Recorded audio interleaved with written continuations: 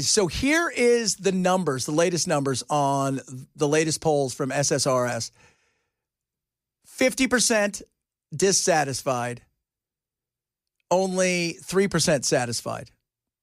Some people want more. Some people say it doesn't matter. 50% of anything in today's politics is not a good thing. And I will tell you, it's mostly young people. Well, you've only got 3% who are, you know, the 3% are anybody who's on that list, potentially. It's just not. Sources say that, well, no, it's not even sources. Everybody said, Trump's come out and said, hey, you know, come on, let's leave Bondi alone. She's supposed to give a statement here in a little bit about this. And you failed. That's it. You failed. It doesn't matter. A lot of this stuff doesn't matter. But it's not about the subject matter. It's about the fact that you told everybody all of these things and that you were going to be super transparent. Then when push came to shove, you weren't transparent. That's not a good look. That's going to be a struggle. And then overnight, there was a vote. Should they let it get to a point where they release stuff within 30 days? House GOP members have voted to block the release of all Epstein evidence and any files related to the prosecution of Jeffrey Epstein. The Democrats are taking a victory lap. Liberals online are saying, hey, Democrats voted to release this. This was Rep. Ro Khanna, who came out and said he was introducing an amendment to the rules that would say all evidence, all of it, must be released within 30 days on a public website. The trap was set. It was masterfully played. Bravo, Rep. Ro Khanna. Now, you may be asking, why would Republicans vote to block this? Now, Well, let me say something. That's Tim Pool.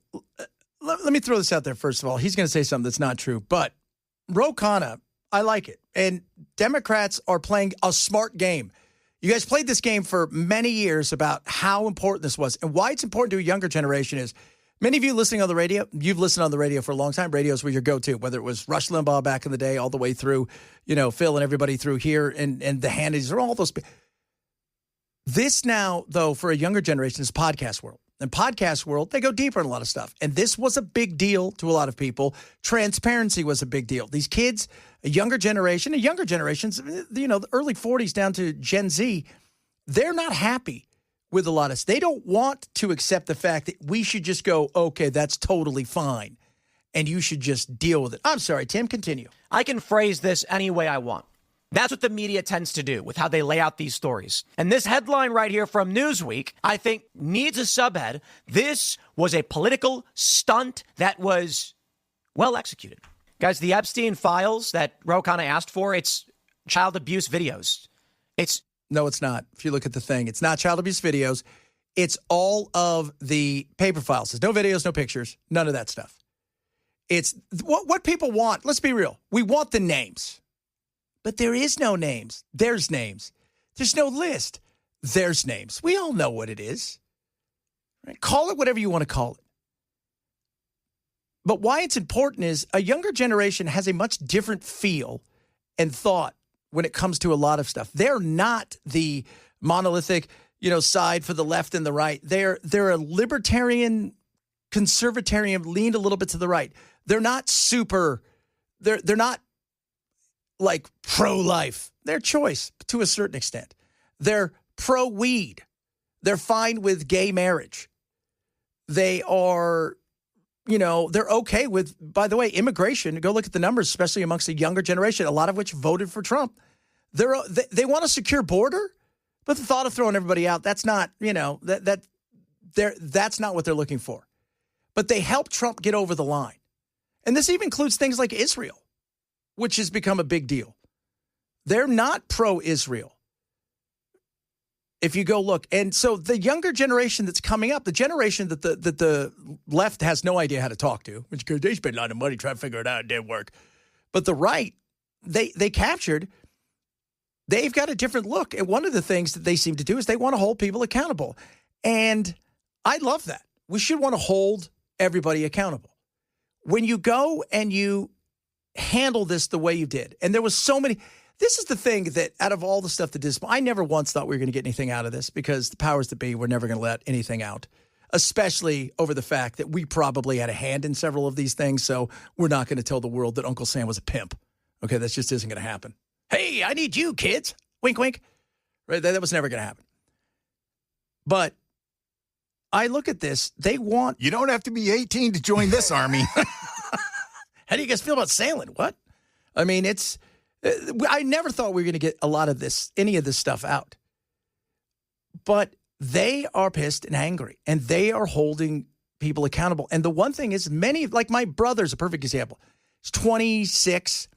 He's, I got him kind of into politics, and he's a huge Trump supporter, but outside of Trump, he doesn't care about politics. And he's super pissed. He's absolutely pissed. And here's the other thing. He also is at a point now where he doesn't believe whatever's going to come out. You've now put that in the mind that, yeah, you're only going to release the things you want everybody to see. Because the way that you did it, and there was ways to do this that were much better than this. The most disappointing thing out of a lot of this stuff is the way you explain it, the way that you bring it to the people. What's the old saying? Just because you can doesn't mean you should. And man, we've got this administration on more than a few occasions has, I think, dropped the ball in the way that they've tried to explain and do things for people. And this is another one of those things where they're struggling. And, so like I said, my if you guys don't know, so my nieces and nephews, my mother's adopted them because my sister's a crackhead. She was fine with meth in a pill or any other kind of form. I can't believe you talk about your family like that. Oh, yeah. We're not a close people. But the way that he and I talk all the time is he got kind of interested in politics because of Trump. The first go around when he couldn't vote. And he got really into it. He thought Trump was needy. He liked it. And but he wasn't like Trump is right about everything. And he doesn't look at, if Trump supports you, doesn't mean I have to support you. But he didn't care a lot about the rest of the world of politics. And I think that if you start to come at it like this, because if you're older and you like Trump, guess what? The next generation's coming. What are they going to do? You want to keep this situation where you want to see Republicans win? You want to see Republicans serve? You want to see Republicans continue to move forward? You want to see the agenda that's out there go?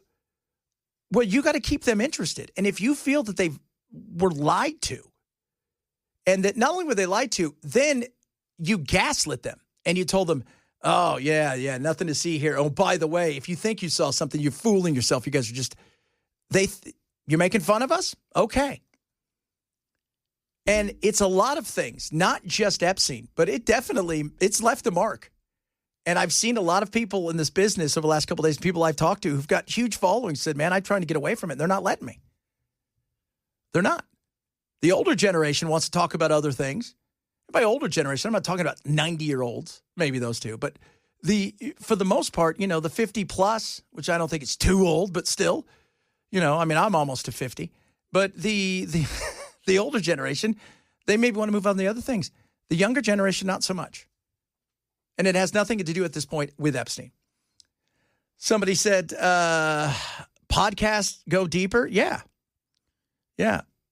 Look, and Sandra says, Uncle Phil and them went deep back in the day. Nothing compared to podcasts. Thing with podcasts. Podcasts can go deep for 4 hours on a subject that you just radio would never, it just can't happen. And you can stop listening and then go back 3 hours later and pick up where you left off. Yeah.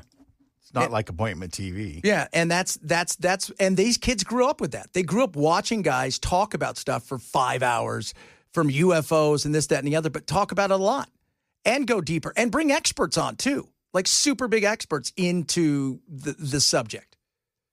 So it's going to be interesting. No doubt about that going forward.